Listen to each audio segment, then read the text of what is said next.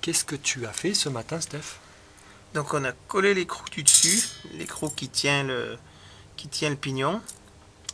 Parce qu'on pensait au départ que c'était lui qui tenait l'aiguille. Mais non, il y a un autre écrou carré dessous, qui est juste en dessous du pignon, on le voit bien. Là. Et cet écrou-là, c'est lui qui empêche notre aiguille de tomber. Il est plus grand, hein, Il est plus grand. en largeur. Hein. Voilà. Je pense qu'il est sur le même, pas de vis, mais voilà. Je sais pas, j'ai pas voulu aller trop gratter parce qu'il faudrait pas que notre aiguille dégringole. Donc voilà, ça tourne parfaitement bien, ça par contre, ça c'est sûr. Et ça repose, le fait que l'aiguille ne retombe pas, en fait on a notre axe qui passe dans ce carré de bois qui doit être percé.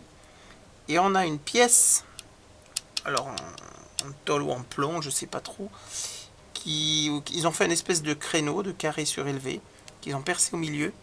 Et l'écrou repose là-dessus. Et là on voit bien que l'aiguille, il y a un débattement en hauteur d'un bon demi-centimètre. Et là, je pense que l'aiguille, on la rapproche du cadran. Voilà. Ok. Et donc, notre écrou, le gros écrou du dessous, repose sur cette pièce. Et la laisse tourner, quoi. C'est super. Par contre, je sais pas ce que c'est comme métal, mais métal sur métal, mais alors ça tourne parfaitement.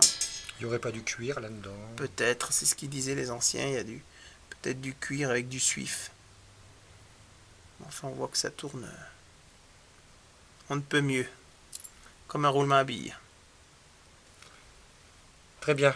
Et qu'est-ce qu'on va faire maintenant? Donc maintenant, on a collé l'écrou du dessus qui avait tendance à se desserrer et qui nous a créé une panne il y a 15 jours. Donc maintenant qu'il est collé, lui, on devrait être tranquille. Donc on va remonter notre transmission pour que l'horloge H3 dans la salle basse entraîne notre cadran de Vauban à nouveau. Voilà. Donc on va aller le caler à midi et resserrer. Voilà notre cadran. Donc la pointe est sur le 12 et on voit que le croissant de lune n'est pas bien axé. C'est ça, Stéphane? C'est ça, oui. Donc l'envers de l'aiguille, la pointe étant sur le 12, l'envers devrait être sur le 6. Et on est légèrement décalé, donc c'est parce que soit notre cadran n'est pas symétrique, quand il a été peint il y a peut-être eu un tout petit défaut de symétrie, et soit notre aiguille n'est pas tout à fait droite, ce qui se peut aussi. Mais bon, pour la précision de l'époque, on peut dire que c'est pas mal.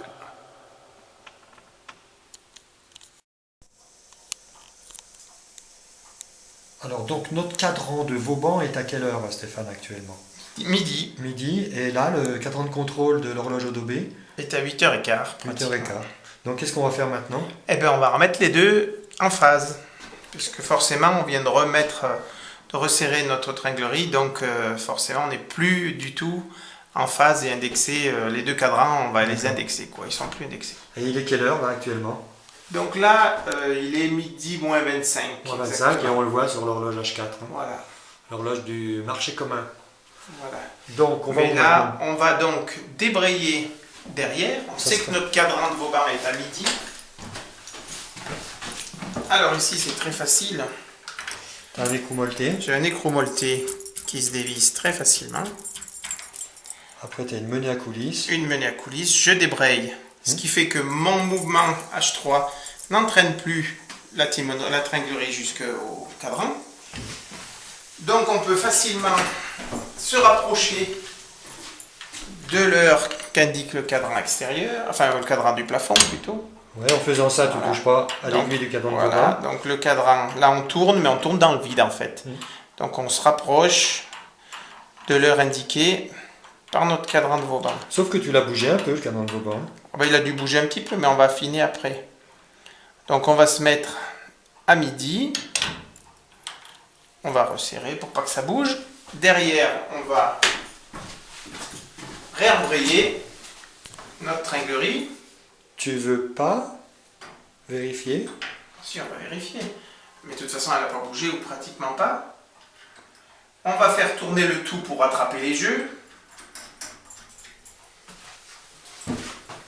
Parce qu'est-ce qu'on peut le voir, le cadran de Vauban, depuis ici? Oui, on peut le voir par notre miroir.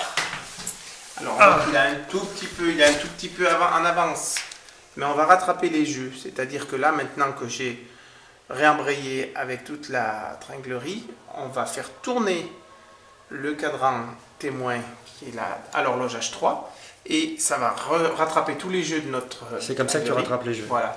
Et une fois que j'aurai fait un tour complet, je me remettrai à midi, je vais voir si j'ai un petit retard ou une petite avance par rapport à mon cadran de Vauban. Et à ce moment-là, je rectifierai à nouveau en débrayant derrière. On sait qu'on est sorti grande aiguille en plus, donc c'est facile de décaler de 5 ou 10 minutes derrière. Allez, vas-y. Donc c'est comme ça que tu rattrapes les jeux, Voilà. en faisant un tour. Voilà, je fais un tour complet. Donc là, on voit que tout est... que ça suit, que ça entraîne toute la tringlerie. Va doucement, pense à notre écrou, qui est fraîchement recoulé.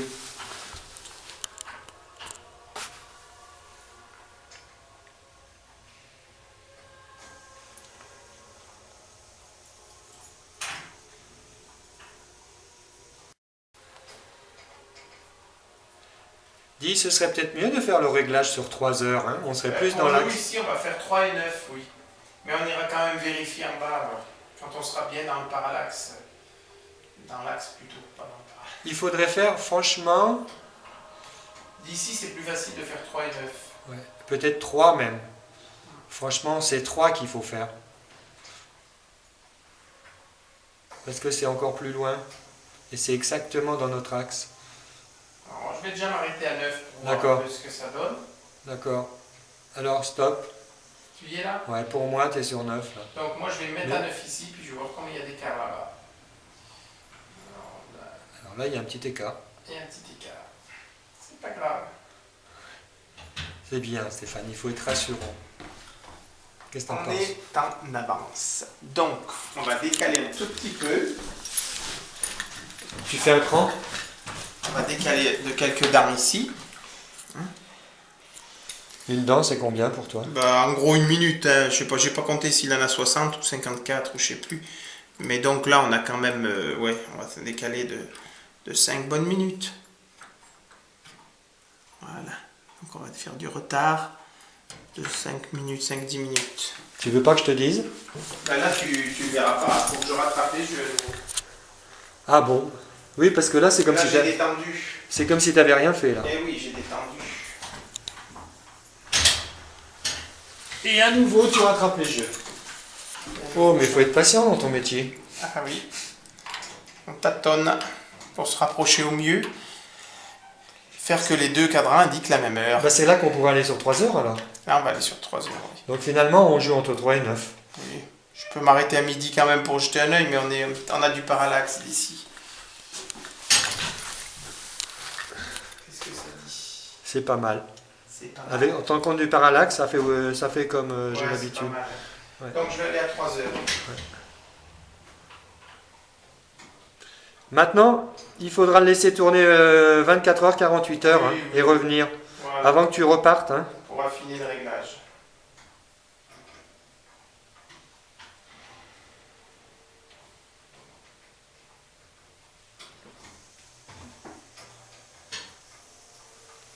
Voilà, donc là je vais aller tout doucement.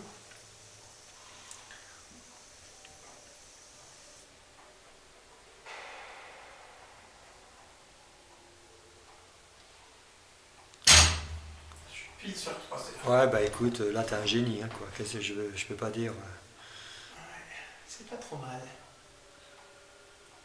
Ok, C'est pas mal. on en reste Je pense là. qu'on va le laisser là pour aujourd'hui. On va le laisser tourner comme ça. On est pas mal indexé. Même le 9, tu vois, par rapport à la Lune, il est pas mal non plus. Oui, parce que la constatation qu'on a fait avec le 12 et le 6, c'est pas forcément la même. Ah non, si le cadran n'est pas tout à fait symétrique, il est Ouais. peut-être plus symétrique sur la Ouais. transversale et puis moins sur la... Ok. Donc, C'est bon? On va se mettre à... On va le mettre à l'heure maintenant. Ah bah oui.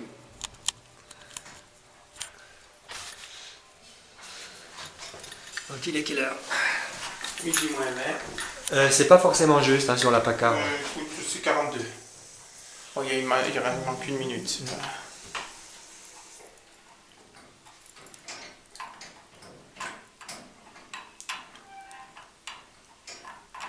C'est là que tu vois que ça force pas. C'est vraiment, ça tourne, mais alors... Mais c'est pour ça qu'on a un petit poids. Pas Ah vrai, oui, Steph? oui. Mais là, si tu veux essayer, franchement, Ouais, c'est je sais, très, je très... sais. Et c'est pour ça que cette horloge, on peut la faire remonter à des enfants, quoi.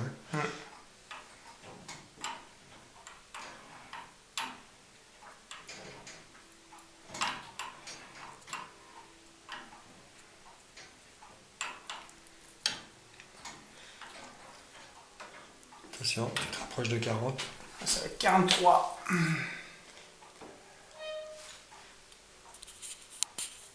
Allez, on met de 43. Et là, je serre. Et je remets un coup de temps. T'as resserré aussi là-bas? Oui, oui. Ah oui, il fallait renvoyer le pendule. Bien vu. Oui, oui, oui. Voilà. On aurait vite fait l'oublier. On est bien à l'heure. Nos deux cadrans maintenant sont en phase. Donc ils indiquent bien la même heure. Donc en mettant l'heure, en réglant l'heure ici sur le cadran témoin d'H3, normalement, si tout va bien, le cadran de Vauban suit. Et aussi, n'oublie pas notre cadran H4. Et notre cadran de H4. Mais je crois que c'est pas pile poil à l'heure. Hein, Ouais, donc mais tu verras ça sur. Il y a une minute d'écart, c'est pas. Tu verras ça le moment venu. Oui.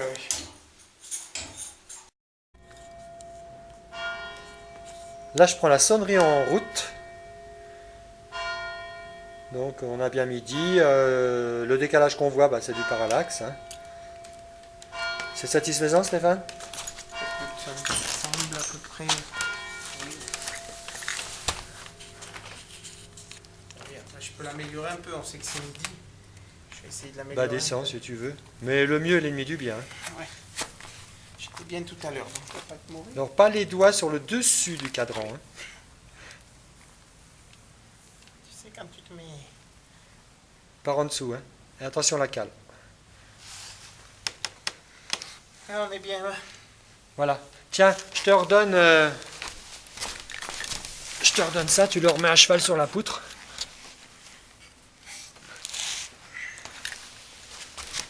Donc ça, c'est pour montrer qu'en dessous de ce cadran de contrôle, tu le rapproches un tout petit peu peut-être. Comme ça. Voilà, comme ça. Voilà, ça c'est pour rappeler aux visiteurs que le cadran de Vauban se trouve sous cette voûte de pierre. C'est bon, Stéphane? Écoute. C'est ton dernier mot? Oui.